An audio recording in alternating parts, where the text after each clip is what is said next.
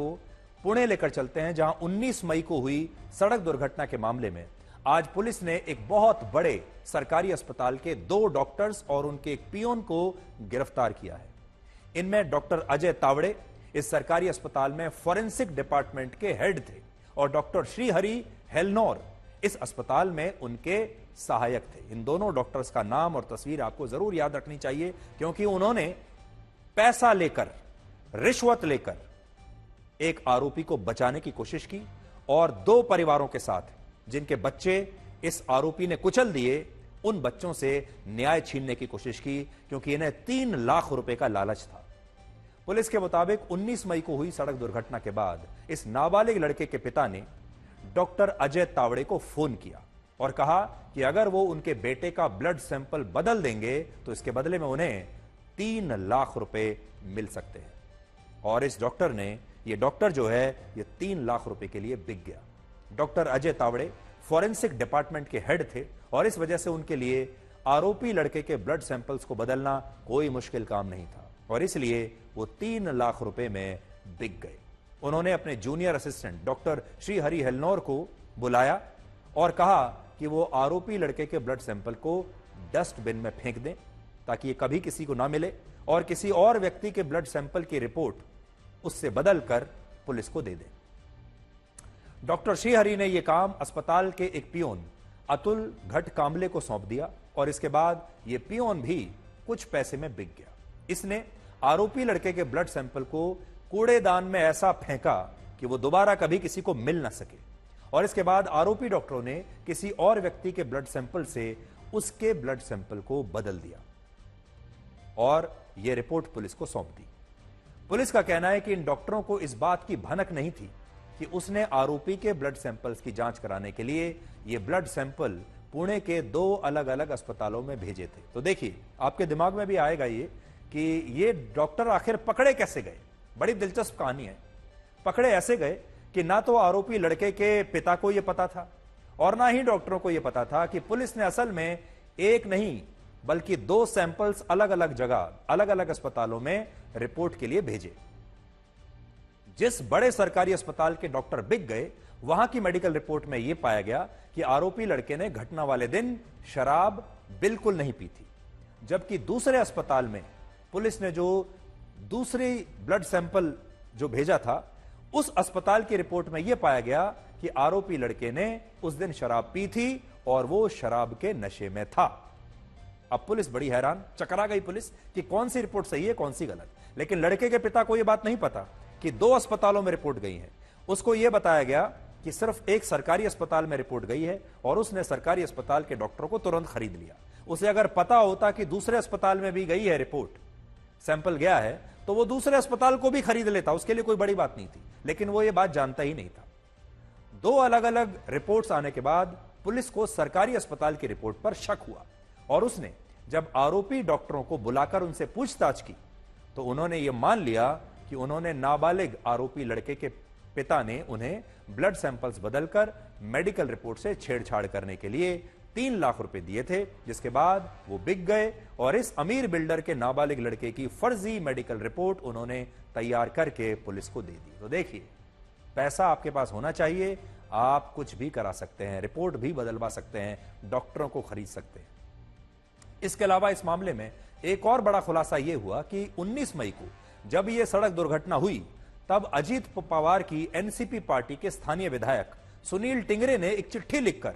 आरोपी डॉक्टर अजय तावड़े को इस सरकारी अस्पताल का सुप्रिंटेंडेंट बनाने की सिफारिश की थी और यही वजह है कि अब पुलिस आरोपी डॉक्टर के मोबाइल फोन की भी जांच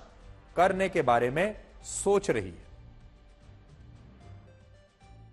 जो डॉक्टर हैं जिन्होंने सील करके ये रिपोर्ट फोरेंसिक को भेजी थी, उनको कल हमने डिटेन किया था। उनके प्राथमिक तपास में ये बात सामने आई कि उन्होंने जुवेनाइल एक्यूज्ड का सैंपल लिया था, लेकिन उसने उसको डस्टबिन में फेंका था और उसने एक किसी और व्यक्ति का सैंपल से उसको रिप्लेस करके उस जुवेनाइल एक्यूज्ड का नाम लिख करके उसको फोरेंसिक लैब को भेजा था। ये चीज उसने डॉक्टर अजय तावरे के ससून हॉस्पिटल के एचओडी फोरेंसिक मेडिसिन के हैं, उनके कहने पे और उनके द्वारा और ये सब मिलके क्रिमिनल कॉन्स्पिरेसी करके ये एक्ट, ये कंडक्ट उनकी हुई थी। इसलिए कल ये क्रिमिनल कॉन्स्पिरेसी और सभी सेक्शंस जो मैंने बताया, इसके तहत दोनों डॉक्टर्स को अरेस्ट किया गया है। अब सोचिए, जिस सरकारी अस्पताल के डॉक्टरों ने यह सब कुछ किया, वो डॉक्टर इससे पहले कितने आपराधिक मामलों में आरोपियों की मेडिकल रिपोर्ट तैयार कर चुके हैं और इन रिपोर्ट्स के आधार पर शायद कई आरोपियों को अदालतों से जमानत भी मिल चुकी होगी और इस मामले में भी यही होने वाला था। अब आपने देखा इन्वेस्टिगेशन क्या होती है। इन्वेस्टिगेशन यही तो होती है, जब पुलिस किसी मामले की जांच करने के लिए जाती है तो बहुत तरह की फॉरेंसिक इन्वेस्टिगेशन करनी पड़ती है, अलग अलग लैब्स में सैंपल्स भेजने पड़ते हैं। और जहां इस तरह के डॉक्टर्स होंगे, इस तरह के टेक्नीशियंस होंगे, लैब्स में अगर ऐसे लोग बैठे होंगे तो सोचिए किसी भी अपराधी को बचाना कितना आसान होगा। और इन्हीं डॉक्टर्स ने अब तक पैसा लेकर न जाने कितने अपराधियों को जेल जाने से बचा लिया होगा और कितने ऐसे लोगों से न्याय छीन लिया होगा जिनके परिवार बर्बाद हुए थे। सोचिए, यह एक ऐसा केस है जिसमें आरोपी लड़के के अमीर पिता ने हर किसी को खरीदने की कोशिश की और ड्राइवर से लेकर डॉक्टर तक इस मामले में बिकते चले गए, जिससे यह पता चलता है कि हमारे देश में ईमान बेचने वालों को इनाम आसानी से मिल जाता है और हमारे देश में ईमान एक ऐसी चीज है जिसे अमीर लोग आसानी से खरीद लेते हैं। इतने बड़े देश में, 140 करोड़ के देश में, जान भी बहुत सस्ती है और ईमान तो उससे भी सस्ता है। इस मामले में आरोपी डॉक्टरों की गिरफ्तारी के बाद पुलिस ने नाबालिग लड़के के पिता के खिलाफ अब कुछ और नई धाराएं जोड़ दी हैं और अदालत ने उसे 7 जून तक के लिए जेल भेज दिया है और साथ ही ड्राइवर के अपहरण के मामले में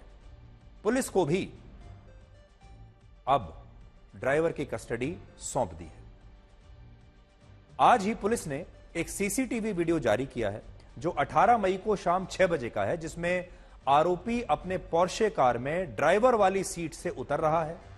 और पुलिस का कहना है कि इस सीसीटीवी फुटेज से यह स्पष्ट हो जाता है कि यह आरोपी लड़का ही उस दिन इस पोर्शे गाड़ी को चला रहा था। आप भी एक बार जरा देखिए। आरोपी माइनर जब पुलिस स्टेशन में था 19 मई की रात, तभी से उसके परिवारजन कॉन्स्पिरेसी में जुट गए, ये प्लानिंग करने में जुट गए कि इस केस को कैसे सैबोटाज किया जाए, कैसे इस केस को निरस्त किया जाए। इसीलिए जब वो मेडिकल के लिए ले भी नहीं जाया गया था, तभी उसके परिवारजन डॉक्टर अजय टावरे के संपर्क में आ चुके थे और डॉक्टर अजय टावरे के अलावा डॉक्टर हलनूर, जो कि वहां पर उस वक्त कैजुअलिटी मेडिकल ऑफिसर थे, उन दोनों से ही उनका साठगांठ हो चुकी थी, उन दोनों से ही बातचीत हो चुकी थी। महाराष्ट्र के उप मुख्यमंत्री देवेंद्र फडणवीस ने कहा है कि इस मामले में किसी भी आरोपी को बख्शा नहीं जाएगा। या ठिकाणी जी काही घटना आहे ती अतिशय गंभीर आहे आणि पोलिसांनी योग्य प्रकारे इन्व्हेस्टिगेशन केल्यामुळेच आणि जे काही सीडीआर वगैरे काढले त्यातनं लक्षात आलं की याच्यामध्ये गडबड आहे आणि म्हणून त्याचे धागेदोरे हे मुळापर्यंत जाऊन काढल्यानंतर लक्षात आलं। अब आप देखिए, एक पूरी चेन, जो हमारी व्यवस्था की पूरी चेन है, इस पूरे मामले में 2 पुलिस वाले ऐसे हैं जो कि उस रात घटनास्थल पर पहुंचे थे लेकिन उन्होंने पीसीआर को इसकी जानकारी नहीं दी थी। उन दोनों को सस्पेंड किया जा चुका है। यानी सबसे पहले तो पुलिस वालों ने शुरुआत में बेईमानी की और इस केस को दबाने की पूरी कोशिश की। यानी शुरू में पुलिस ही ऐसे आरोप हैं कि बिक गई। अगर ऐसा नहीं होता तो फिर 2 पुलिस वालों को सस्पेंड क्यों किया जाता। इसके बाद ब्लड सैंपल देने में बहुत देरी की गई, फिर डॉक्टर्स को खरीद लिया गया, ड्राइवर को खरीद लिया गया। ड्राइवर से यह कहा गया कि इस बिल्डर पिता ने कहा कि तुम जेल चले जाओ मेरे बेटे की जगह, और ये सब कुछ सीमलेस, मतलब बड़ी आसानी से होता चला गया, सिर्फ इसलिए क्योंकि उस बिल्डर के पास बहुत पैसा था और वो कदम कदम पर पैसा खिलाता चला गया। ये कितनी निराश करने वाली बात है। और सोचिए, आज मैं फिर आपको कहता हूं, अगर इस अमीर बिल्डर के बेटे की जगह अगर किसी गरीब आदमी का बेटा होता जिसने ये काम किया होता, अगर कोई उबर ओला गाड़ी चलाने वाला ड्राइवर होता, अगर कोई ट्रक ड्राइवर होता, कोई और गरीब ड्राइवर होता, या मैं तो कहता हूं कि उस पोर्शे गाड़ी को वाकई में सचमुच में ही अगर ड्राइवर चला रहा होता, तो अब तक वो जेल में बंद होते सुनवाई का कोई चांस नहीं है और इतनी जो सुविधाएं दी जा रही हैं उन्हें तब ना डॉक्टर उनके लिए गलत रिपोर्ट बनाता, ना पुलिस उन्हें कोई थाने में बुला के पिज्जा और फास्ट फूड खिलाती, ना ब्लड सैंपल बदलने का कोई चांस था और वो न जाने कितने वर्षों तक जेल में सड़ते रहते। लेकिन क्योंकि जब किसी अमीर आदमी का बेटा फंसता है तो आपने देखा होगा दिल्ली में BMW केस हुआ था, उसमें भी यही हुआ था। हमारे देश में ऐसे बहुत सारे केसेस हो चुके हैं जब बड़ी बड़ी महंगी गाड़ियों में अमीर लोगों के बच्चे सड़क पर जाते हैं, उत्पात मचाते हैं और बड़ी आसानी से सिस्टम को खरीद कर छूट जाते हैं। ये उसी लेकिन आप देखिए हम 2024 में हैं, भारत विश्व गुरु बनने का सपना देख रहा है, दुनिया की सबसे बड़ी अर्थव्यवस्थाओं में हमारा शुमार होता है, लेकिन हमारे देश में क्या हो रहा है आप देख लीजिए। हमारे देश में आज भी चप्पे चप्पे पर बेईमानी बैठी हुई है जो हमारे देश को कभी आगे नहीं बढ़ने देगी।